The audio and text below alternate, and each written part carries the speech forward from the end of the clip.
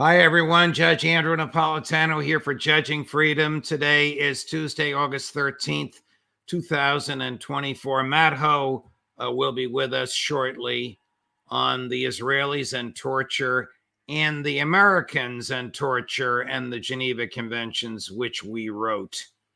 But first, this. You all know that I am a paid spokesperson for Lear Capital, but I'm also a customer, a very satisfied customer.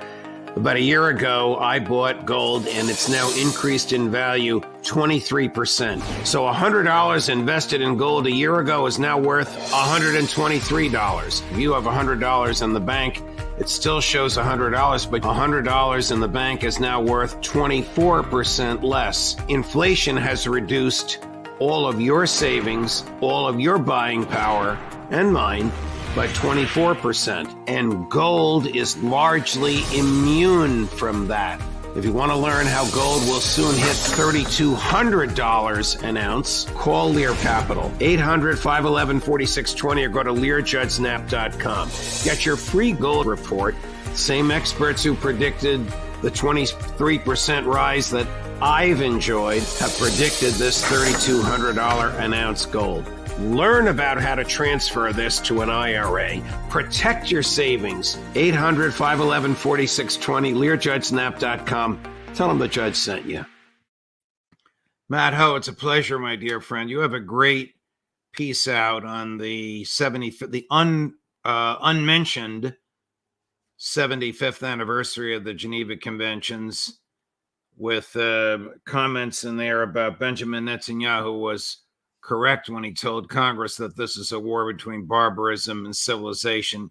He just forgot which side he was on. But before we get to that, the latest breaking news is Russian reports from Russian surveillance that the Ukrainian invasion of Kursk in Russia was planned and plotted by NATO, trained in Poland for a couple of months, and that Russian surveillance has picked up English-speaking voices amongst the invaders, and some were identified by a Russian surveillance as having American accents, as they call it, and some of them are dead. Does any of this surprise you? No, that sounds all correct, Judge. That sounds all correct. And thank you for the kind words, and thank you for having me back on. And yeah, certainly the surveillance is there. We know that the United States provides all kinds of intelligence to Ukraine regarding Russia. I mean, that's you can't argue that at all. That's just the way it is. The training is there. We know that the United States and NATO have been conducting all levels of training at various places throughout NATO, including here in the U.S., for Ukrainians who either as individuals or small units or large units are going to fight the Russians. And we've also known for the entirety of this conflict now, even predating Russia's invasions in February 2022, Westerners were going over to fight for Ukraine. There were Americans who were going to fight in the Donbass against the Russians. I mean, that's been known for more than a decade now. What we're seeing here is it all put together in one nice display of where this war is heading towards. When it is put out this clearly, as the Russians are doing, so logically, so flows in such the manner as I just described it. That information is dynamite.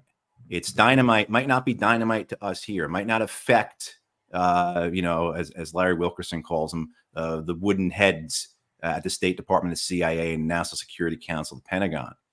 It might not affect, in London, may not have an effect in Brussels or Warsaw, Berlin, wherever, but it will have an effect on the Russian people. And that's what we have to always remember is a lot of times we think they're talking to us, and many times they're talking to their own folks. Sometimes so they're talking to you as a Marine and a former State Department official, as a very keen observer of all this, are not surprised that Americans were involved in this invasion. Who or what would they have been? U.S. Army, CIA, outside contractors?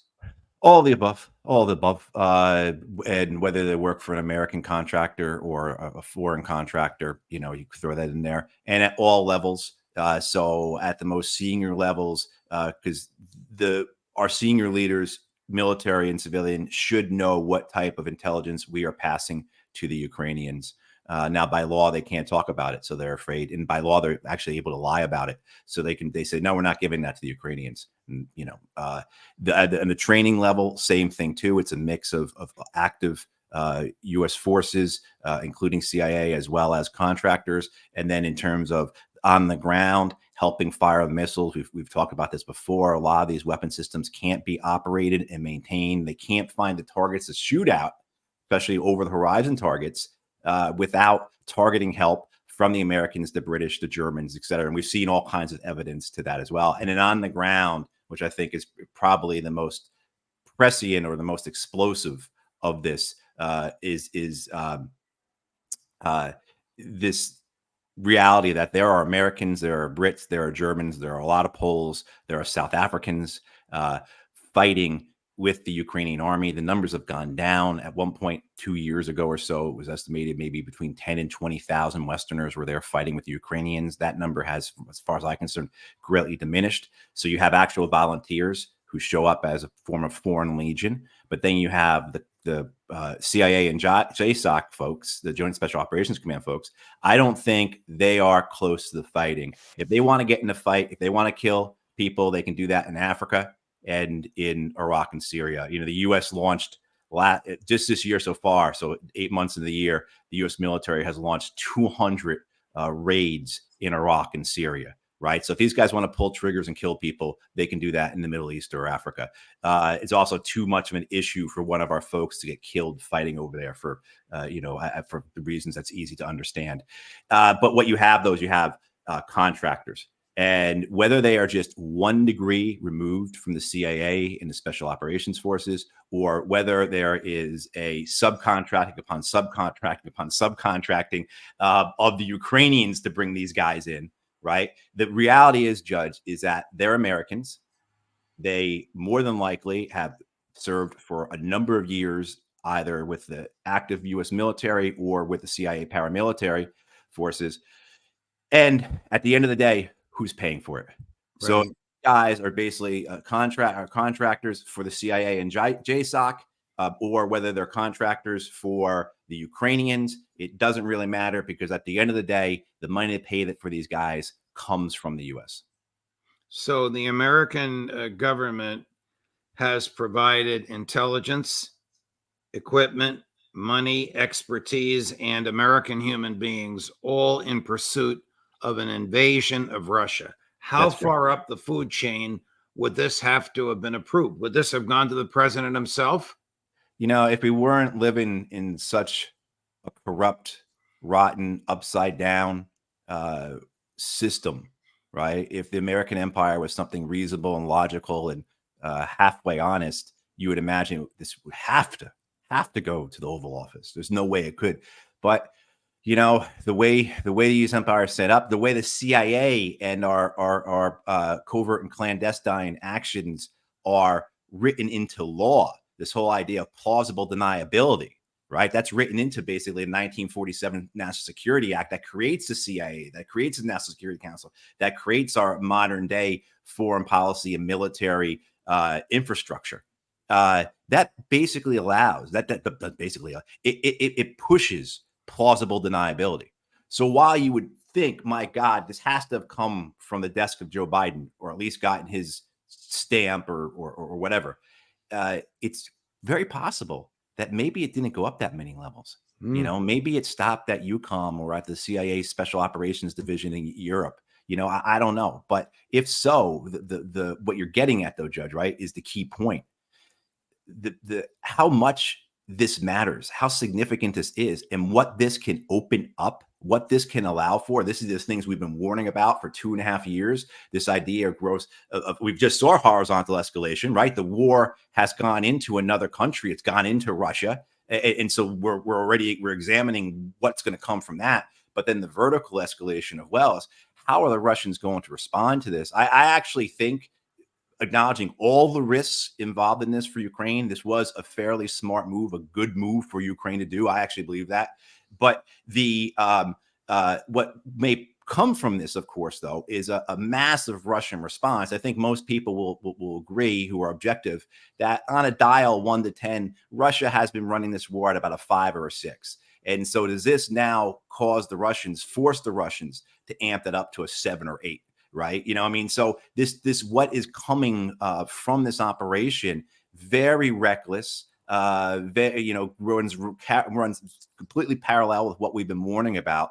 But I also have to say that in terms of from Ukraine's position, this may have been a smart move. It may be a complete disaster and catastrophe, but I think it's a smarter move than some are saying. So what would you expect the Russians to do in retaliation against the countries that funded and sent troops there? And can you imagine what we would do if a Russian militia invaded El Paso, Texas, or someplace in Alaska? We lived it, Judge. We saw it. I took part in it. We would launch a massive war crime that would demolish an entire region of countries, like we did following 9/11. Right. That's what we would do. I mean, the pressure on Vladimir Putin at this point has to be immense, right? I mean, there have been Ukrainian attacks one after another against Russian infrastructure, assassinations, terror attack. Let's not forget about that attack on the concert hall in Moscow that killed 200 people back in March. I mean, one thing after another, where the Ukrainians are pushing the Russians to expand the war, both in its size and breadth and where it's taken place, as well as the volume of it, the firepower of it. So how do the Russians respond? One thing they can do, one thing they have to do. The Russians can, this is why I think this is a smart move for the Ukrainians, and I agree essentially with what Putin has said and Zelensky and others about this is all about negotiations. The Russians cannot allow the Ukrainians to hold any inch of ground. It's anathema. It's not possible. It cannot be allowed whatsoever. And so they will have to throw everything they can to removing those forces. That upsets any plans of the Russians in the East for the next several months. The idea that Russia also doesn't want to fall into a trap of sinking forces and overcommitting itself. So was this a way by the Ukrainians to get the Russians, or I shouldn't say it this way. This may cause the Russians, is what I should say. I shouldn't imply the Ukrainians in this, but this may cause the Russians to open up a northern front, essentially, extending the front lines. The thing that's most important for us, though, in terms of how do they respond to the United States, the NATO, the West, launching these attacks, using a proxy force. That's all this is, a proxy invasion of Russia. And remember, we invaded Russia 100 years ago following their revolution. So there's, as well as all the other invasions of Russia, right? Yeah.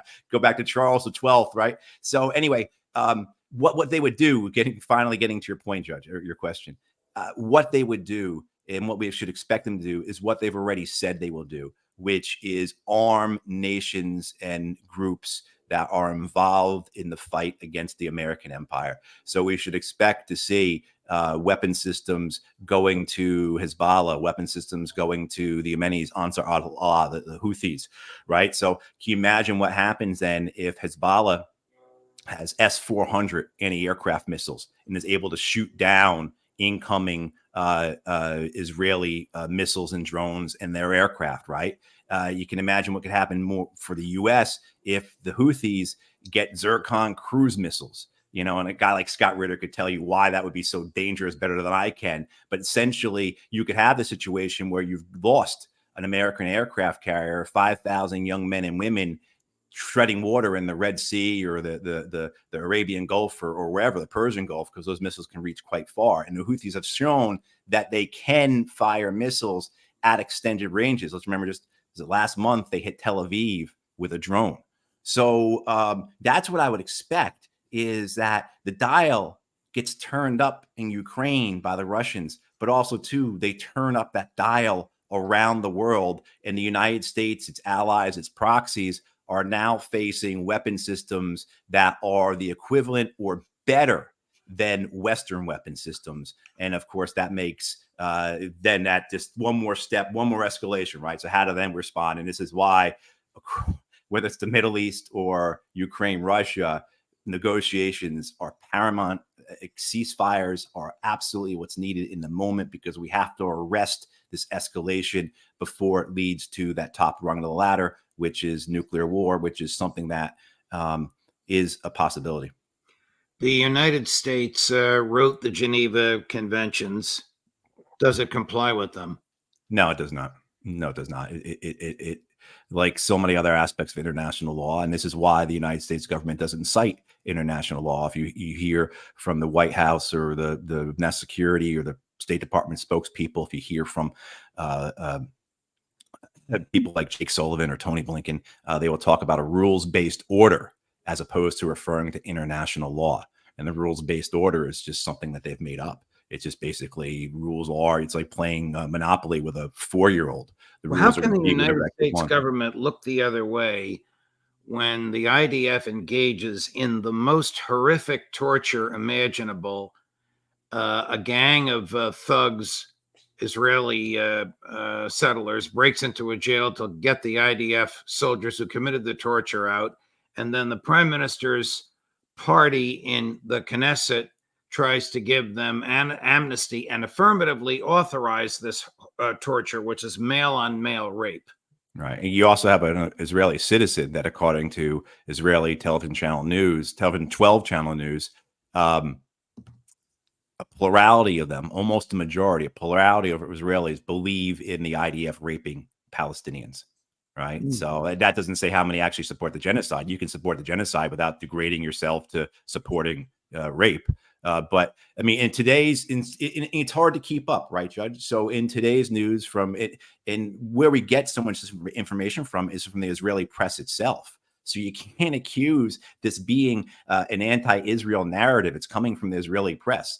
But the news today from Haaretz was that they have evidence. This is something that's been suspected. It's been reported, but Haaretz has evidence that the Israelis take Palestinians, not Hamas fighters. These are people who have no connection to Hamas, and they push them through the tunnels. They use them to set off any booby traps or mines or IEDs that are in the tunnel. They use innocent Palestinians in that manner as human shields.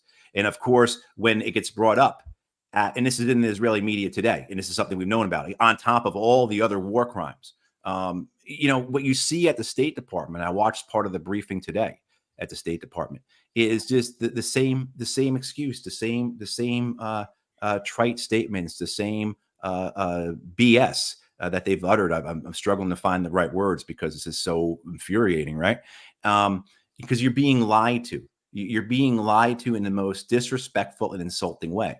So what they say today, what they said today, what Vendit Patel, the deputy spokesperson, said today was, when asked about war crimes, particularly about the bombing of the school this past weekend that killed 100 people, mostly women and children, while they were at prayer. And then Israel says it was because Hamas was using it as a command and control center. And they said, these are the Hamas people we killed. And immediately, all throughout media, people with any connection to this knew a lot of those people and said it wasn't true. They were already dead. They were, all kinds of things. So when Vendit Patel is questioned about this at the State Department press briefing, what he says is what they always say. Well, this isn't. We've asked the Israelis about this. We want the Israelis to conduct an investigation. And then when they get asked, following up weeks, months later, about what's the status of the investigation, they say, we haven't got that information yet, but we trust the Israelis are doing it. Yeah. And so if you had a friend or a family member that behaved this way, you would keep yourself away from them. Yeah. So this year is the 75th anniversary of NATO and the 75th anniversary of the Geneva Conventions, both allegedly crafted in order to enhance a humanitarian world post-World War II. NATO has failed miserably, but had a huge 3 or 4 day celebration 2 or 3 weeks ago. There wasn't a peep about the Geneva Conventions, although Secretary of State Blinken did issue a tweet, which I know will get under your skin because you pointed it out to us. Sonia, please post the tweet and I'll read it. Secretary of State Antony Blinken, this is dated today, August 12, 2024. It has 2.2 million views. Today, we commemorate the 75th anniversary of the Geneva Conventions of 1949. The United States reaffirms our steadfast commitment to respecting international humanitarian law and mitigating suffering in armed conflict. We call on others to do the same. A bald-faced lie of the highest order. There's no other way to describe it, Judge. This is the same caliber lies of George W. Bush during the Iraq War, Iraq invasion, Lyndon B. Johnson during the Vietnam War. I mean, the same level of deceit. We should be clear, too. It's just not an issue that the United States has not been complicit with the Geneva Conventions with respect to Israel. That certainly has been the case with the U.S. support of Israel going back decades. But this has been the case. We'll just keep it in this century. This has been the case for every administration since, in this century, in these last 24 years, that have violated routinely the Geneva Conventions, whether it was Guantanamo Bay, whether it was the Iraq invasion, whether it was Obama's drone assassination programs, the war in Syria, the war in Libya. The on and on, the harm that the United States has willingly provided, given, the harm that they've dealt out to tens of millions of people around the world, vast majority of them civilians. When you open that harm up and look at the details, you see very clearly the war crimes that every president has conducted. And we'll just keep it easy again in this century. But so when you look at the United States with respect to the Geneva Conventions, and it goes back to what we were talking about before, about how the United States doesn't talk about international law. It doesn't talk about international institutions, even though, if anyone had a role in forming this international infrastructure, this international order following World War II, it was, Franklin Roosevelt. But this is all dismissed because it's not helpful to the empire. And so the United States talks about a rules-based order, as we spoke about before, where they can just make things up. But it's clear that the United States will never support the Geneva Conventions. It has not supported Geneva Conventions. And by doing so, this is hastening the American decline, not just overseas, not just causing more and more nations to try and get away from the American empire, however they can, creating institutions and alliances of their own, growing so that they can compete with and eventually counter the American empire, but also here at home. And the example to give, Judge, just one of so many about how our militarism doesn't just hurt us overseas, but hurts us here at home is, a year ago was the Maui Wildfires. 100 people were killed, more than 100 people were killed, thousands and thousands of homes and businesses and cars and boats destroyed. This week, it was put out that it's going to cost more than $12 billion to rebuild Maui. At the same time, the United States government through FEMA came out and said, we're going to spend less than $3 billion to rebuild Maui. And that announcement from FEMA, the announcement about the $12 billion needed for Maui, that came at the same time that the United States was giving $3.5 billion to Israel for more bombs to keep committing its genocide or to commit future genocides or commit future wars. Right. So, this is just we have to understand how this is affecting us here at home. Over the last year, since the Maui wildfires, again, it's going to cost more than $12 billion to rebuild. The U.S. government's going to give less than $3 billion. Over the last year, we've given more than $100 billion to Ukraine and Israel. So we spend this money overseas for these wars that effectively weaken and drain us while we neglect our own people, our own economy, and our own land here in the United States. And so this decline is I guess it runs with how empires go. But to be living through it and to be watching it and then to have to suffer through the commentary and the apologies and the lies that we get from the American government as they do it is just, so revolting and so maddening. When Prime Minister Netanyahu, in that speech that was received before Congress by 58 standing ovations, told the Congress and everybody else watching, we're about to engage in a war between barbarism and civilization. Didn't he have the roles reversed? He surely did, Judge. He got it right. He was correct that it was a war between, it is a war between barbarism and civilization, but the barbarians are those of us who prosecute these wars, who fund these wars, who look back on the documents that our ancestors agreed to, who gave their word to, who bound the United States through treaty. And this is something that our Constitution says we must respect and abide by. So it's just not a dismissal of international law, international treaties, but also our own Constitution. When you look at it in that sense, you look at a Congress applauding like seals for the war criminal Benjamin Netanyahu, and you understand that these are men and women who willingly disavow the written agreements, the word of their predecessors, while they take money, they profit off of the wars. And, as we're saying with respect to Maui and certainly other places throughout the U.S., neglect their own people. So when you put it in that, when you have that context, when you look at it that way, when you view this clearly, you see that we are the barbarians, and Benjamin Netanyahu was correct in his statement. Matt Ho, thanks very much. No matter how troubling it is that what we're talking about, it's enlightening to hear your courageous and well-informed analysis. Much appreciated, my dear friend. Thanks, Judge. Thank you. We'll see you next week. All the best. Thank you. Of course. Coming up at 3 o'clock this afternoon Eastern, Karen Kwiatkowski on the FBI is the deep state. And at 5 o'clock, worth waiting for, Professor Jeffrey Sachs, Judge Napolitano for Judging Freedom.